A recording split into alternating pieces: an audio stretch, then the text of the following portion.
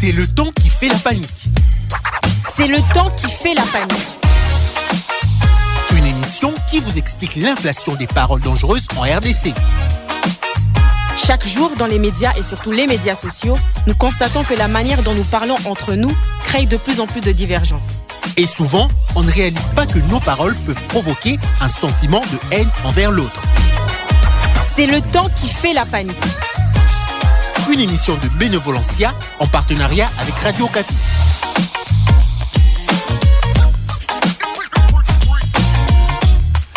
Mesdames et messieurs, bonjour et bienvenue à l'écoute de votre émission C'est le temps qui fait la panique. Ce programme hebdomadaire diffusé sur votre chaîne permet d'analyser les mots, les discours et leur impact sur notre vivre ensemble en RDC.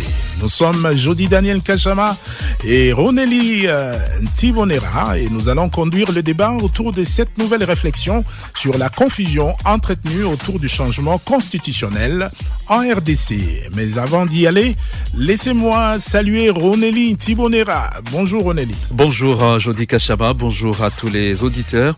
En RDC, les projets de changement de constitution est au cœur d'une vive controverse.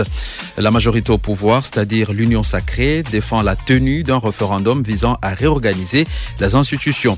L'opposition et l'Église catholique dénoncent une manœuvre destinée à permettre au président Félix Tshisekedi de briguer un troisième mandat. Si les présidents restent pour l'instant réservés sur cette question, sur le terrain, de nombreux Congolais peinent à comprendre les raisons et les bien-fondés d'une telle initiative. Beaucoup se positionnent pour ou contre sans réellement saisir les enjeux. Mais comment lever cette confusion? Quelles dispositions sont nécessaires pour en faire une priorité nationale en permettant à la population de bien en dialoguer pour mieux comprendre les enjeux et ceci en évitant les violences possibles autour de cette question? Pour en discuter, des invités sont avec nous dans ces studios. Il s'agit de Eugène Kandolo, licencié en journalisme spécialisé en politique extérieure, auteur et coach en développement personnel. À Kinshasa, il est très impliqué dans la sensibilisation de la jeunesse congolaise pour encourager un renouveau des pratiques politiques et une éthique plus forte. Bonjour Eugène Kandolo. Bonjour Roneli. Bonjour Jody. Bonjour Eugène. Nous accueillons également Moïse Angui, qui est militant, communicateur et défenseur des droits de l'homme, particulièrement connu en République démocratique du Congo en tant que membre du mouvement citoyen Lucha, qui veut dire tout simplement lutte pour le changement. Il est très actif dans la région du Nord Kivu, notamment dans la ville de Goma. Bonjour Moïse. Bonjour Jordi, bonjour à Roneli, bonjour surtout à mon aîné co-débatteur et à l'ensemble des auditeurs de la Radio Okapi qui nous reçoivent sur l'ensemble du territoire national et partout ailleurs. Ravi d'être là avec vous et voilà. Après ces présentations, Moïse, nous plantons les décors de notre thématique en accordant la parole à nos amis étudiants. À travers ces sketchs, ils vont nous aider à bien contextualiser ce numéro. Suivez.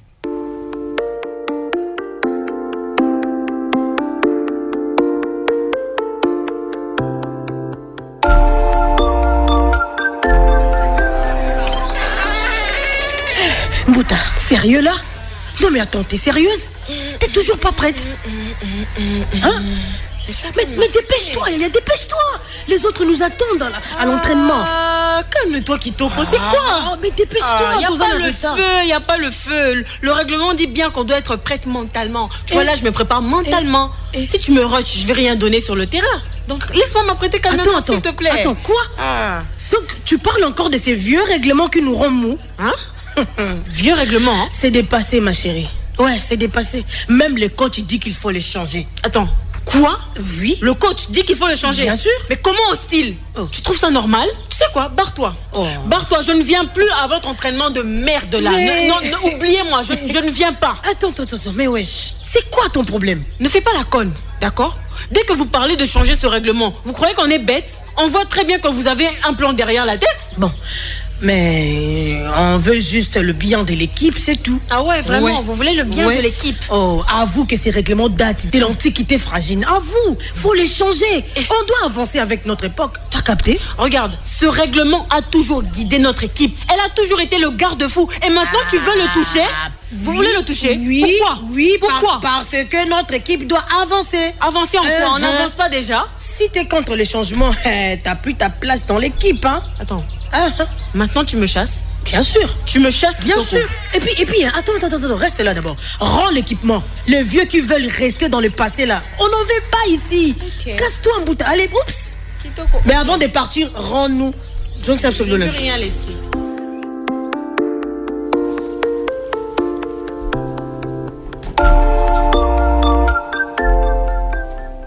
Et oui, ce règlement a toujours guidé notre équipe. Il a toujours été le garde-fou et maintenant tu veux le toucher. Pourquoi ? Dit sur un ton inhabituel l'un des étudiants. Eugène Kandolo, depuis 2024, la question du changement de la Constitution est au cœur des discussions. Ma première question s'adresse à vous. Pourquoi, lorsqu'on parle de mettre à jour un règlement ou une Constitution, les esprits s'échauffent-ils autant en RDC ? Merci beaucoup, Jody. On dit souvent la manière de dire une chose vaut mieux que la chose que l'on dit. C'est tout ça le problème. Le problème n'est pas lié d'abord au fait que l'on doit changer les règlements ou la Constitution, mais comment on présente cela. Parce que nous sommes dans un contexte d'hostilité permanente. Et par rapport à cela, la manière de présenter ce changement devrait conditionner aussi en face, si l'on veut compter d'abord dans un premier lieu sur la bonne foi et le patriotisme, cette manière de présenter ce changement de règlement ou de la Constitution allait avoir une incidence. Comment je vais m'expliquer ?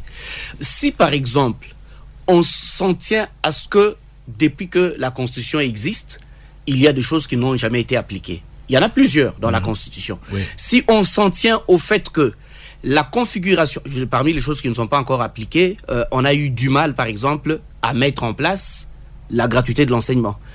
On a eu du mal à mécaniser la question de la décentralisation, au point que plusieurs personnes peuvent se poser la question, est-ce que c'était important qu'on quitte de 11 provinces à 26 provinces ? Parce que ça a renforcé plus des divisions, de tribalisme, d'éthnicisme que la cohésion. Ça n'a pas ramené le renforcement même du développement à la base tel qu'on l'en pense. Bien au contraire, ça détruit parce qu'on l'a vu avec autant de motions vis-à-vis des gouverneurs et tout. Autre aspect, je l'ai dit, il y a des choses qui ne se sont pas appliquées. Mais il y a aussi des choses qui se sont montrées au fil de temps que cela peut vraiment susciter des questionnements par rapport à la réalité sur terrain. Maintenant, c'est comment on pose le problème. Si on pose le problème, par exemple, avec des maximes du type « le président n'a pas un mandat, mais une mission », on déplace le débat. Si on pose le problème en termes de « nous ne voyons pas la nécessité d'organiser les élections maintenant, vu que », tu vois, les problèmes sont mal posés et par conséquent, les agitations viendront. Alors ça, c'est d'abord si on tient compte de facteurs bonne foi et patriotisme. D'accord. Maintenant, c'est sans compter la mauvaise foi.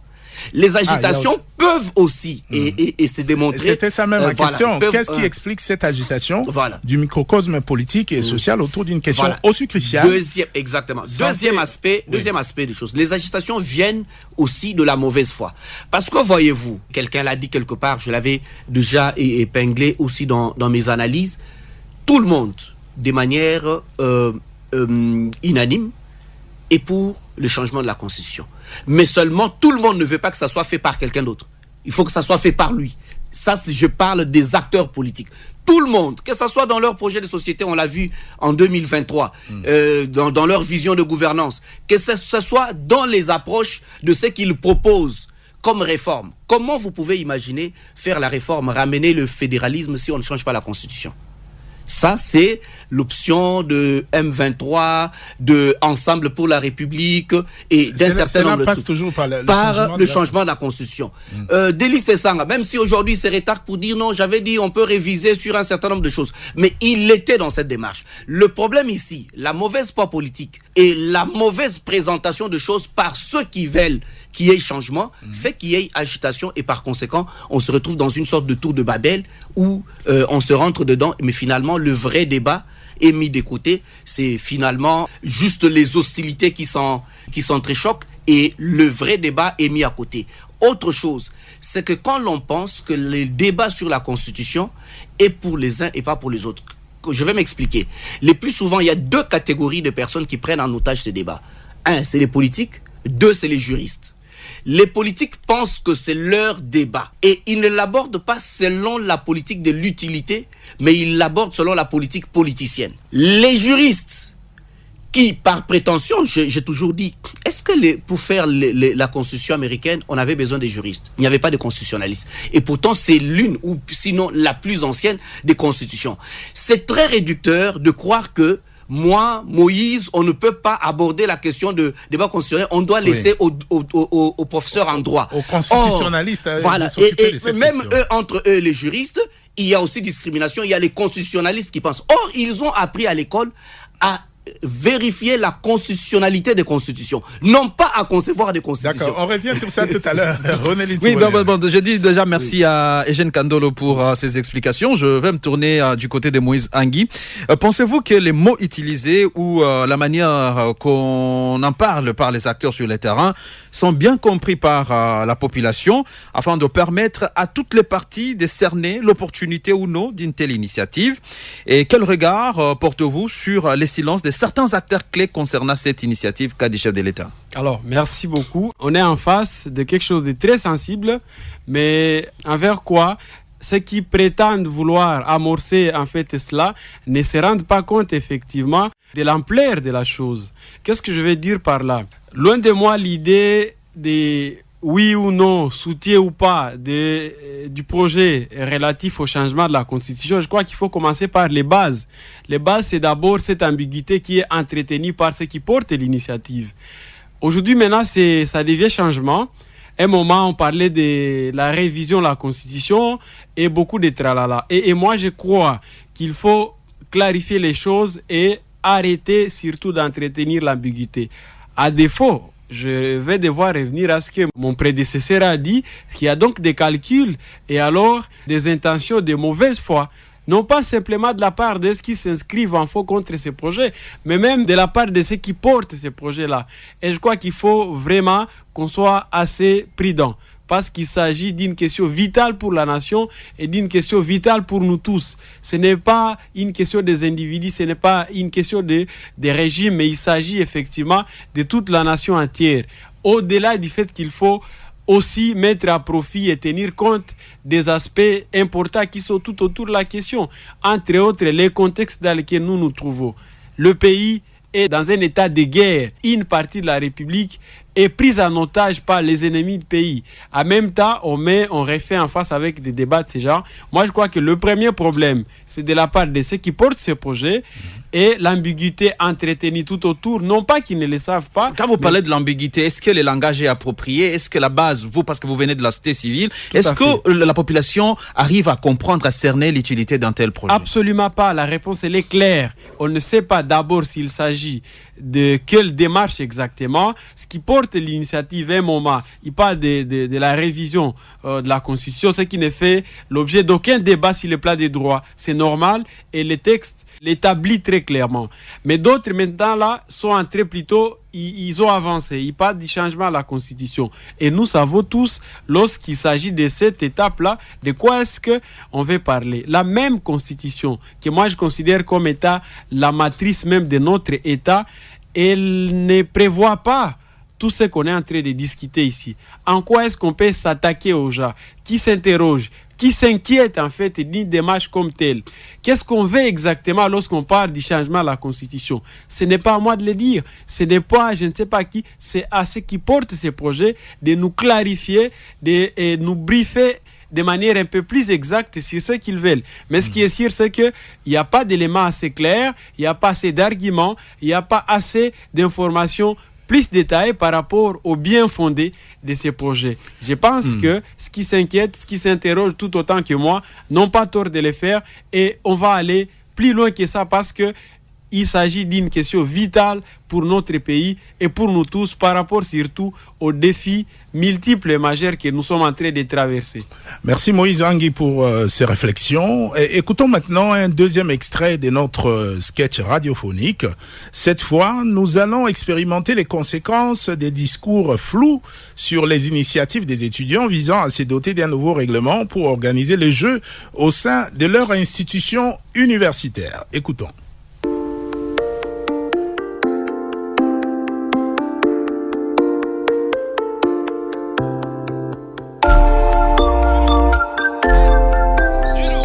Mais Kitoko, ça fait 1 heure trop tunakuchunga kwa entraînement.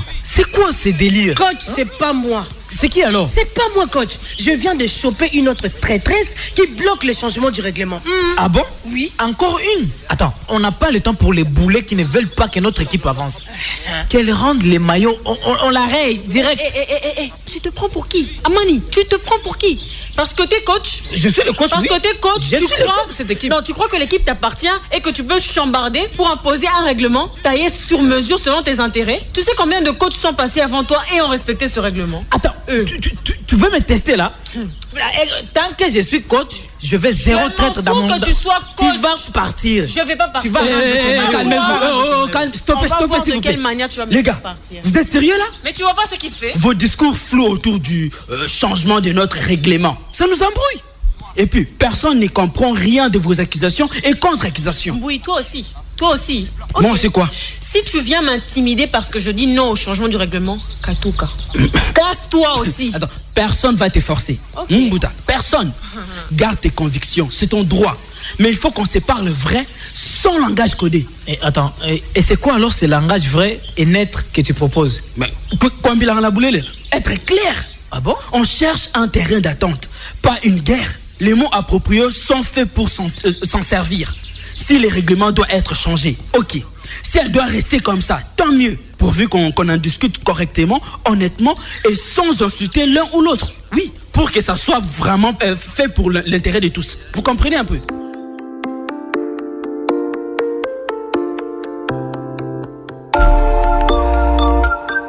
Eh oh, tu te prends pour qui? Parce que t'es coach, tu crois que l'équipe t'appartient et que tu peux tout chambarder pour imposer un règlement taillé sur mesure selon tes intérêts.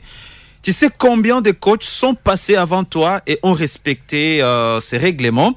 Eugène Kandolo, est-ce que changer une règle fondamentale sans consensus national peut être considéré comme légitime dans un contexte de la RDC?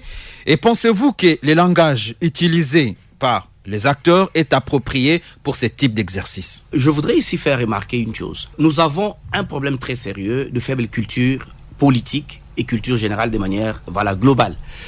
Même à l'époque où on a dit que on a voté oui au référendum pour l'actuelle constitution, je doute fort que les gens ont voté quelque chose qu'ils comprenaient. Parce que même l'expérience de premières élections était floue pour la plupart d'entre nous, même quand on allait à l'école. Ne faisons pas seulement les débats de camp. Je n'aime jamais faire semblant. Et je le répète, moi je suis de ceux qui pensent qu'on peut mettre sur place le débat de, pas seulement la révision de constitution, du changement des constitutions. Et parce que c'est un débat républicain, il y a bien des raisons si il m'avait été demandé que je déroulerais. Il faudrait qu'il y ait de la bonne foi, non pas seulement de la part de ceux qui sont en train de refuser la démarche, mais de la part de ceux qui portent la démarche et de la part de nous qui essayons d'analyser la démarche. Parce que si nous ne sommes pas corrects, intègres, honnêtes avec nous-mêmes, on va aussi biaiser les débats. Coach, et remettre le débat, c'est reconnaître aussi que nous avons une population qui est suffisamment inculte par rapport à ces débats. Et dire qu'on doit aller vérifier auprès de la population pour avoir les consensus, ça serait quand même faire une fausse piste. Merci Eugène Kandolo. Quel risque un changement de la Constitution peut-il entraîner dans un pays marqué par des tensions ethniques et régionales si tous les avis ne sont pas pris en compte? Comment faire en sorte qu'un dialogue inclusif s'installe sur cette question? Moïse Angui. Merci beaucoup pour la question. Je voudrais en fait personnellement attirer l'attention des uns et des autres sur les dangers autour de ce dont nous sommes en train d'échanger ici. Le premier danger, c'est d'abord les risques d'entretenir des foyers de tension qui sont, à mon avis, stériles. Lorsque les gens ne comprennent pas quelque chose, tout le monde est curieux, tout le monde s'interroge et tout le monde est poussé à agir peut-être de la manière inappropriée. Deuxième danger, c'est que d'abord entre acteurs politiques exactement, les gens ne s'entendent pas et ne s'entendront pas lorsqu'ils se rendent compte que le bien fondé de cette démarche est de nature, par exemple, à toucher l'intouchable. Ou alors, le calcul derrière ces projets est de nature à déchirer les tissus sociaux et la cohésion nationale. Et c'est pour ça que certains opposants ou je ne sais pas, non-opposants, société civile, église, confession religieuse, ne vont pas et n'hésiteront pas effectivement à s'élever pour pouvoir demander à ce qu'ils brandissent ces projets, à pouvoir éclairer suffisamment leur lanterne. Et moi, je crois que c'est de manière générale toute la nation qui risquera de payer le lourd prix, surtout la nation en face de laquelle nous sommes, ou déjà nous sommes en face d'autres problèmes qui sont majeurs. Et je crois que pour vouloir poser très bien ces débats, il faut bien évidemment mettre à table la préoccupation relative à l'opportunité et aussi à l'importance même de ces projets-là. C'est sur ces registres que moi j'attends les compatriotes qui sont en train de défendre ces projets nous présenter ces éléments. Dans l'opinion, nos compatriotes qui sont ça et là, qui ne comprennent rien, ils risquent d'être à la merci d'une manipulation qui risque d'aller dans tout le sens, dans tous les va. Autant pour les opposants, si je peux le dire, autant que pour ceux qui soutiennent ces projets. La conséquence, c'est que nous pouvons en arriver au niveau où les gens risquent d'être manipulés pour organiser, bien évidemment, des activités ou alors des actions qui vont aller dans tout le sens, et on peut enregistrer des morts. Au-delà des morts, on peut enregistrer effectivement des attaques et tout ce que vous pouvez imaginer. Et moi, je crois qu'il y a lieu, c'est possible d'éviter tout cela et de revenir à la raison. Nous poursuivons avec notre débat, mesdames, messieurs. Je rappelle que ce numéro des C'est les tons qui fait la panique. Nous parlons du langage des confusions autour du projet des changements des constitutions en République démocratique du Congo. Nous avons donc attendu nos deux intervenants avec les risques, notamment les violences et les dérapages. Dans un pays démocratique et au regard de votre expérience dans la sensibilisation pour un renouveau politique en RDC, et Jeune Kandolo, que faire pour que cette réforme, si elle est adoptée, ne puisse pas devenir un facteur de déstabilisation, un frein à la cohésion nationale? Déjà, mon co-débatteur m'a donné des éléments qu'il y a des gens qui ne comprennent les débats de la Constitution. Et donc, si on n'a pas renforcé la culture politique, ça serait difficile que les gens comprennent même les bien fondés. Même, je le dis, son jambage. Parce que moi, je ne suis pas quelqu'un qui est robotisé. Si on fait les référendums, il y a des gens qui voteront oui sans comprendre même pourquoi ils ont voté oui. Il y a un vrai problème de culture politique. Alors, au lieu de faire des choses en mentant sur le peuple, aidons le peuple à rehausser les niveaux de compréhension pour que ce peuple-là soit réellement responsable face à ce qu'il va faire. Que ce soit les uns, que ce soit la majorité, que ce soit l'opposition, tous ceux qui parlent au nom du peuple ne permettent pas au peuple d'être éclairé pour comprendre au niveau qu'il faut les biens fondés de ce qu'on veut faire pour le peuple. Et ça sera toujours un problème. Et ce n'est pas sur un plateau d'émission en 40 minutes qu'on va trouver la baguette magique sur quels sont les éléments. C'est comme ça que j'ai dit, le premier point, c'est la déprogrammation positive de mentalité des Congolais. Et ça peut nous prendre beaucoup de temps. Ça peut prendre même plus de temps qu'un mandat. C'est pour dire que tout au Congo est urgent, même la construction de l'humain congolais.